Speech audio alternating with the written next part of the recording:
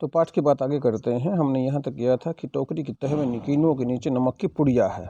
जब उसका सामान कस्टम में जांच के लिए बाहर निकाला जाने लगा तो उसे एक झिरझिरी सी आई। अचानक उसको एक होश सा आया। उसको अचानक कुछ लगा कि कुछ मैंने गलत किया है, और एकदम से उसने फैसला लिया कि मोहब्बत का यह तोहफा चोरी से नहीं जाएगा, नमक कस्टम वालों को दिखाएगी वह। उसने जल्दी से नमक की पुड़िया निकाली और हैंडबैग में रख ली, जिसमें उसका पैसों का पर्स और पासपोर्ट आदि थे।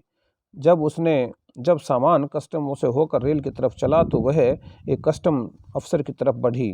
ज़्यादातर मेजें खाली हो चुकी थी, एक दो पर इक्का दुक्का सामान रखा था। वहीं एक साहब खड़े थे, लंबा कद, दुबला पतला जिस्म, खिचड़ी बाल, आंखों पर ऐनक। वे कस्टम अफसर की वर्दी में तो थे, मगर उन पर कुछ जंच नहीं रही थी। सफिया कुछ हिचकिचाकर बोली, मैं आपसे कुछ पूछना चाहती हूँ।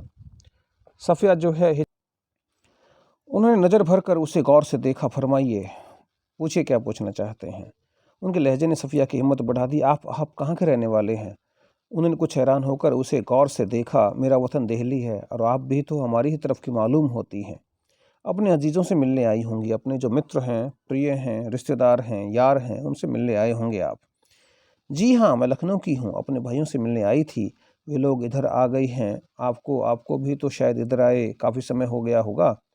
जी, जब पाकिस्तान बना था तभी आए थे। हमारा वतन तो दिल्ली ही है। देखिए, सफ़िया कहती है लाहौर है हमारा वतन, ये कहती हैं कि दिल्ली है हमारा वतन। सफ़िया ने हैंडबैग मेज़ पर रख दिया और नमक की पुड़िया निकाल कर उनके सामने रख दी, और फिर आहिस्ता आहिस्ता रुक रुक कर उनको सब कुछ बता दिया। उन्होंने पुड़िया को धीरे से अपनी तरफ सरकाना शुरू किया। जब सफ़िया की बात खत्म हो गई तब उन्होंने पुड़िया को दोनों हाथों में उठाया, अच्छी तरह लपेटा और खुद सफ़िया के बैग में रख दिया। बैग सफ़िया को देते हुए मोहब्बत तो कस्टम से इस तरह गुजर जाती है कि कानून हैरान रह जाता है। यहाँ से प्रश्न आपसे पूछा जा सकता है कि मोहब्बत तो कस्टम से इस तरह गुजर जाती है कि कानून हैरान रह जाता है, ये किसने कहा और इसका मतलब क्या है? वह चलने लगी तो वे भी खड़े हो गए और कहने लगे कि जामा मस्जिद की सीढ़ियों को मेरा सलाम कहिएगा। जामा मस्जिद आपको पता है दिल्ली में है, और कहिएगा, और सलाम कहिएगा, और उन खातून को, उन स्त्री को यह नमक देते वक्त मेरी तरफ से कहिएगा कि लाहौर अभी तक उनका वतन है। कौन सी खातून? वही सिख बीबी, और दिल्ली मेरा। तो बाकी सब रफ्ता रफ्ता ठीक हो जाएगा, बाकी सब धीरे धीरे ठीक हो जाएगा। जो आपस में वाद विवाद चलते रहते हैं वो निपट जाएंगे। दोबारा से जो है हम, हो सकता है कि हम वतन हो जाएं, हमारा जो देश है दोबारा से इकट्ठा हो जाए। ये आशा लगी हुई थी उस समय तक, अभी भी हो सकता है कुछ लोगों को ऐसा लगता हो। सफ़िया कस्टम के जंगले से निकलकर दूसरे प्लेटफॉर्म पर आ गई और वे वहीं खड़े रहे। प्लेटफॉर्म पर उसके बहुत से दोस्त, भाई, रिश्तेदार हसरत भरी नज़रों, बहते हुए आंसुओं, ठंडी सांसों और भिजे हुए होठों को बीच में से काटती हुई रेल सरहद की तरफ बढ़ी। अटारी में पाकिस्तानी पुलिस उतरी। अटारी आपको पता है कि जो हिंदुस्तान और पाकिस्तान की जो सीमा है, वहीं ये अटारी बॉर्डर है। वाघा बॉर्डर जिसको बोलते हैं, अटारी बॉर्डर बोलते हैं। अटारी और वाघा, हमारी तरफ जो है अटारी है और पाकिस्तान की तरफ वाघा है। हिंदुस्तानी पुलिस सवार हुई। कुछ समझ में नहीं आता था कि कहाँ से लाहौर ख़त्म हुआ, किस जगह से अमृतसर शुरू हो गई। अमृतसर जो है आपको पता है पंजाब का जो है एक ज़िला है जो उधर से शुरू होता है। एक ज़मीन थी, एक ज़बान थी, एक सी सूरतें, एक सा लिबास, पहनावा भी एक सा था, एक सा लबो लहजा, और आचार विचार भी एक जैसे थे, और अंदाज थे। गालियाँ भी एक सी थीं, जिनमें दो बड़े प्यार से एक दूसरे को नवाज रहे थे, सम्मानित कर रहे थे। बस मुश्किल सिर्फ इतनी थी कि भरी हुई बंदूकें दोनों के हाथों में थीं, इधर भी और उधर भी। अमृतसर में कस्टम वाले फर्स्ट क्लास वालों के सामान की जांच उनके डिब्बे के सामने ही कर रहे थे। सफ़िया का सारा सामान देखा जा चुका था। वह उन नौजवान कस्टम अफसर की ओर बढ़ी जो बातचीत और सूरत से बंगाली लगते थे। देखिए, मेरे पास नमक है थोड़ा सा। फिर उसने हैंडबैग खोला और वह पुड़िया उनकी तरफ बढ़ाते हुए, अटकते, झिझकते, हिचकते हुए उनको सब कुछ कह सुनाया। उन्होंने सिर झुका लिया था, सुनते रहे, बीच बीच में सिर उठाते, गौर से उसे देखते, फिर सुनने लगते। बात पूरी हो गई तो उन्होंने एक बार फिर सफ़िया को ऊपर से नीचे तक देखा और धीरे से बोला, इधर आइए ज़रा। चलते चलते उन्होंने एक दूसरे से कहा, इनके सामान का ध्यान रखिएगा। प्लेटफार्म के सिरे सिरे पर एक कमरा था, वे उसके अंदर घुसे। सफ़िया दाखिल होते हिचकिचाई। वे मुस्कुराकर बोले, आइए आइए न। जेब से रुमाल निकाल कर उन्होंने कुर्सी को झाड़ा और फिर बोले, बैठिए। सफ़िया ने पुड़िया और बैग को मेज़ पर रख दिया। बाहर की तरफ झांक कर उन्होंने एक पुलिस वाले को इशारा किया। सफ़िया के पैर तले की ज़मीन खिसकने लगी। अब क्या होगा? 2 चाय लाओ, अच्छी वाली। पुलिस वाला सफ़िया को घूरता हुआ चला गया। फिर उन्होंने मेज़ के दराज खींचे और उसमें अंदर दूर तक हाथ डालकर एक किताब निकाली। किताब को सफ़िया के सामने रख कर उन्होंने पहला सफ़ा खोल दिया, पहला पृष्ठ खोल दिया। बाईं ओर नजरुल इस्लाम की तस्वीर थी और टाइटल वाले सफ़े पर अंग्रेजी के कुछ धुंधले शब्द थे। शमसुल इस्लाम की तरफ से सुनील दास गुप्ता को प्यार के साथ, ढाका 1946। तो आप क्या ईस्ट बंगाल के हैं? हाँ, मेरा वतन ढाका है। उन्होंने बड़े फ़ख्र से जवाब दिया। तो आप यहाँ कब आए? जब डिवीज़न हुआ तभी आए, बंटवारा हुआ तभी आए, मगर हमारा वतन ढाका है। मैं तो कोई 12-13 साल का था, पर नजरुल और टैगोर को हम लोग बचपन से पढ़ते थे, नजरुल इस्लाम और रविंद्रनाथ टैगोर। जिस दिन हम रात यहाँ आ रहे थे उसके ठीक 1 वर्ष पहले मेरे सबसे पुराने, सबसे प्यारे बचपन के दोस्त ने मुझे एक किताब दी थी। उस दिन मेरी सालगिरह थी, मैरिज एनिवर्सरी थी। फिर हम कलकत्ता रहे, पढ़े, नौकरी भी मिल गई, पर हम वतन आते जाते थे। वतन? सफ़िया ने ज़रा हैरान होकर पूछा। मैंने आपसे कहा ना कि मेरा वतन ढाका है। उन्होंने ज़रा बुरा मान कर कहा, हाँ हाँ ठीक है ठीक है। सफ़िया जल्दी से बोली, तो पहले तो बस इधर ही कस्टम था, अब उधर भी कुछ गोलमाल हो गया है। उन्होंने चाय की प्याली सफ़िया की तरफ खिसकाई और खुद एक बड़ा सा घूंट भरकर बोले, वैसे तो डाब, कच्चा नारियल, कलकत्ता में भी होता है, जैसे नमक यहाँ भी होता है, पर हमारे यहाँ के डाब की क्या बात है। हमारी ज़मीन, हमारे पानी का मज़ा ही कुछ और है।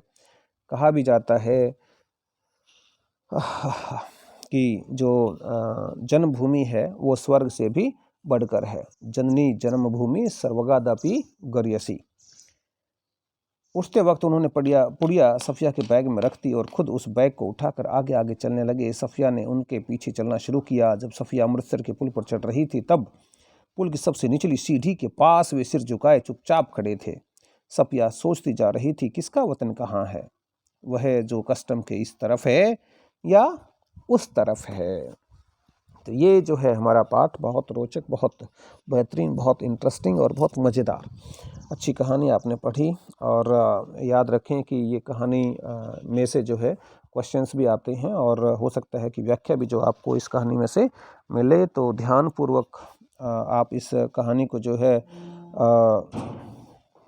पढ़ें और सभी जो प्रश्न हैं उनको समझने की कोशिश करें। सफ़िया के भाई ने नमक की पुड़िया को ले जाने से मना क्यों कर दिया? अभी हमने पढ़ा था, क्योंकि वो पुलिस ऑफिसर था और उसे पता था कि कानून जो अपना काम करता है, कस्टम अपना काम करता है, ये पकड़ी जाएगी और इसके साथ साथ जो उनकी बदनामी हो जाएगी। सफ़िया के मन में क्या द्वंद था? मैंने अभी कहा था आपको कि क्या क्या द्वंद था। उसको छुपा के ले जाएगी, दिखा के ले जाएगी, टोकरी में दबा के ले जाएगी, कैसे लेके जाएगी, वो सारी बातें। जब अमृतसर पुल पर चढ़ रही थी, कस्टम ऑफिसर निचली सीढ़ी के पास सिर झुकाए चुपचाप क्यों खड़े थे? क्योंकि उसे भी अपने वतन की याद आ गई थी। अब देखिए, जिसका जहाँ जन्म होता है वह अपने उस जगह से बहुत जुड़ा हुआ होता है, वो चाह करके भी उससे अलग नहीं होना चाहता है। और आपने देखा कि 3 व्यक्ति, एक लाहौर को अपना वतन बता रहा है, एक ढाका को अपना वतन बता रहा है, एक दिल्ली को अपना वतन बता रहा है। लाहौर अभी तक उनका वतन है और दिल्ली मेरा या मेरा वतन ढाका है, जैसे उद्गार किस सामाजिक यथार्थ का संकेत करते हैं।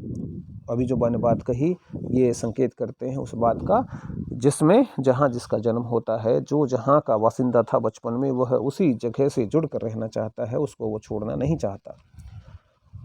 नमक ले जाने के बारे में द्वंद्वों के आधार पर उसकी चारित्रिक विशेषताओं को स्पष्ट कीजिए। तो ये उसकी चारित्रिक विशेषताएं आ जाएंगी। और नमक ले जाने के संदर्भ में आपने देखा कि उसके मन में क्या क्या क्वेश्चंस आए और उसने किस प्रकार से उन क्वेश्चंस का समाधान किया और किस प्रकार से वो कैसे कैसे उस नमक की पुड़िया को लेके गई। तो वो सारी ईमानदारी और सारा जो है दृढ़ निश्चय और सारी बात के पक्के होने का जो भाव, ज़बान के पक्के होने का जो भाव है, वो सारा सब कुछ आप इसमें लिख देंगे। मानचित्र पर लकीर खींच देने भर से ज़मीन और जनता बंट नहीं जाती हैं। उचित तर्कों और उदाहरण के जरिए इनकी पुष्टि कीजिए। बिल्कुल, आप भावना को नहीं बांट सकते, आप फीलिंग्स को नहीं तोड़ सकते।